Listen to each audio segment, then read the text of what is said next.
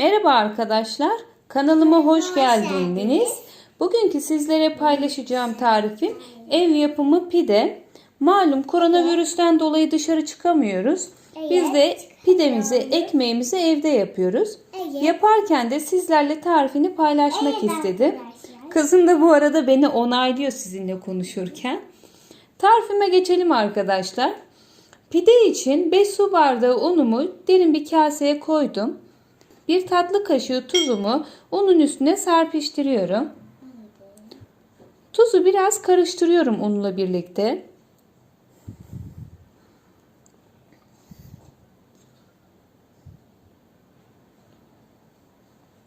Üzerine 1 yemek kaşığı toz şekerimizi ilave ediyoruz.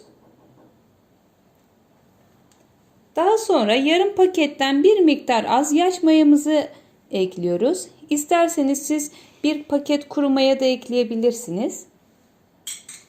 1 su bardağı ılık suyu, 1 su bardağı ılık sütü ekliyorum. Ve hamurumu güzelce karıştırıyorum. Şöyle elimi sokarak.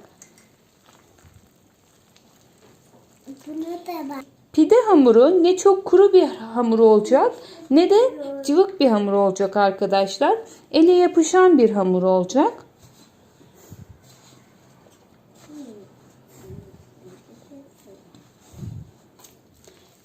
Pide hamurunu yoğurmak biraz zor oluyor. Ele çok fazla yapıştığı için. O yüzden yanınızda bir kase su bulundurmanızı tavsiye ederim. Arada elinize suya batırıp hamuru toplamanız daha kolay olacaktır. Benim yaptığım gibi.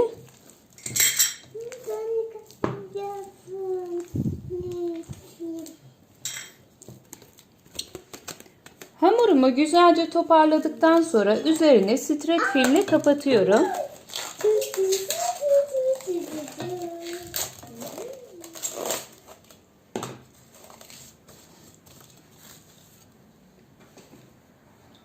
Daha sonra üstüne örtü örtüyorum ve 1 saat ılık ortamda mayalanması için bekliyorum.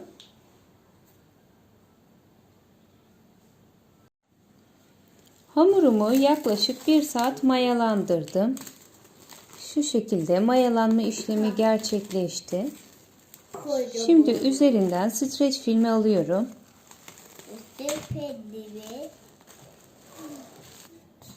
Hamurumu güzel yoğurduğum için şöyle içinde baloncuklar çıkıyor. Bu hamurun güzel olduğunu gösteriyor. Şimdi tepsime alıyorum ve hamurumu ikiye böleceğim. 2 tane pide çıkaracağım bundan.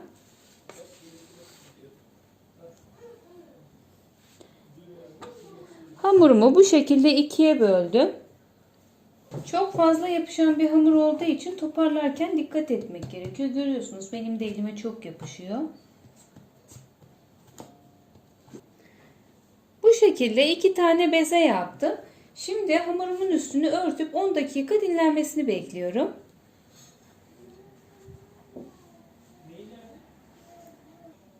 Hamurumu 10 dakika dinlendirirken ben de pidemin üstüne süreceğim sosumu hazırlayayım. 1 yemek kaşığı yoğurdumu kaseme alıyorum. 1 tane yumurtayı ekliyorum. Ve 1 yemek kaşığı sıvı yağ ilave ediyorum. Güzelce karıştırıyorum sosumu. Sosum bu şekilde hazır oldu. Hamurumu 10 dakika beklettim. Şimdi fırın tepsisine alacağım. Yanınızda şu şekilde bir kase su bulundurun. Elimizi ara sıra suya bandırarak da hamurumu açıyorum. Ben de yapacağım.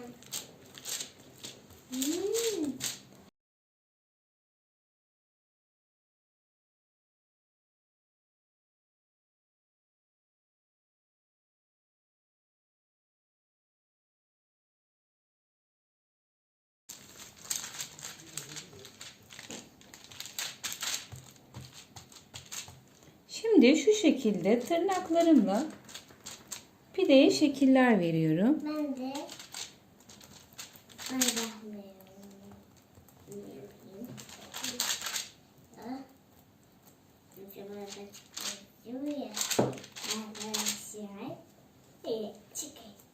hadi.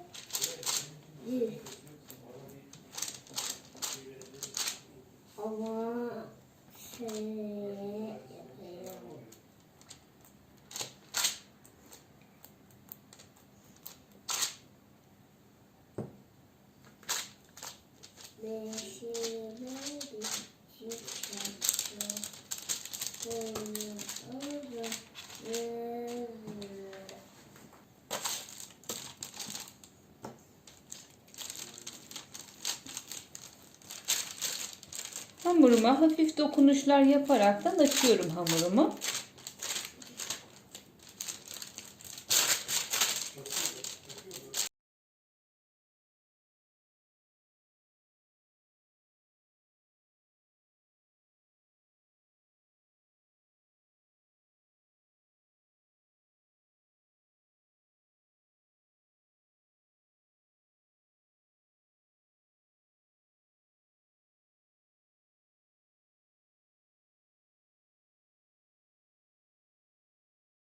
Pidemin üstüne öncesinde hazırlamış olduğum sosundan sürüyorum şimdi.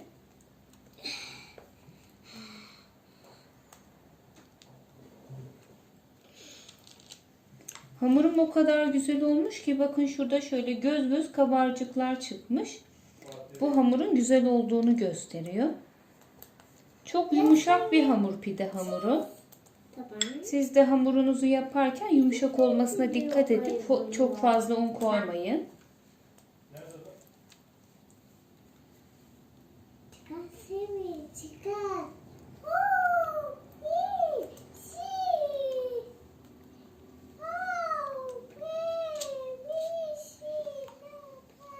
Susam serpiyorum.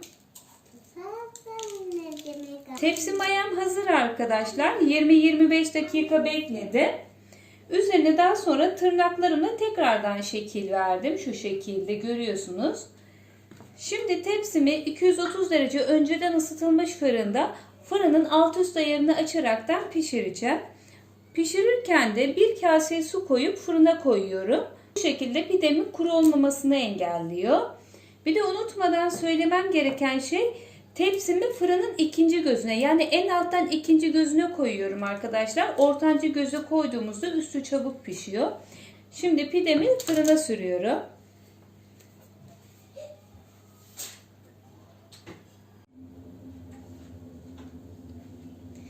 Pidelerim pişti arkadaşlar. 230 derece önceden ısıtılmış fırında 15 dakikada pişirdim ben pidelerimi. Şu şekilde yumuşaklığını göstereyim. Bakın. Fırına ilk önce şu pidemi atmıştım. Bunu attıktan sonra kızıma süt içiriyordum. Geldiğimde baktım ki pidenin üstü kıpkırmızı olmuş. Son anda yetişti. Olsun, mutfakta olur bazen böyle şeyler. Ziyanı yok. İkinci pidemi de pişirirken başımdan hiç ayrılmadan kontrol ederek pişirdim. Çok kızartmayayım onun da üstünü diye. Şimdi şu şekilde sizinle birlikte pidemi bölüyorum. Sizler de bakabilirsiniz içinin güzelliğine bu şekilde. Yalnız var ya arkadaşlar, efsane bir şey olmuş bu.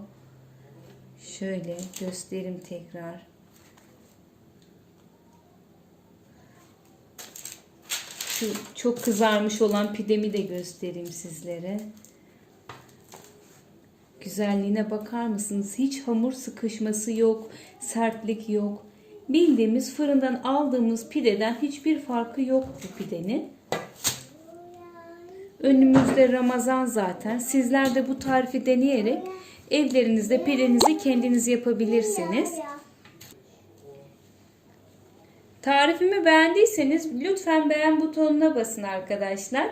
Kanalıma ücretsiz abone olup yorumlarınızı yaparsanız çok mutlu olurum.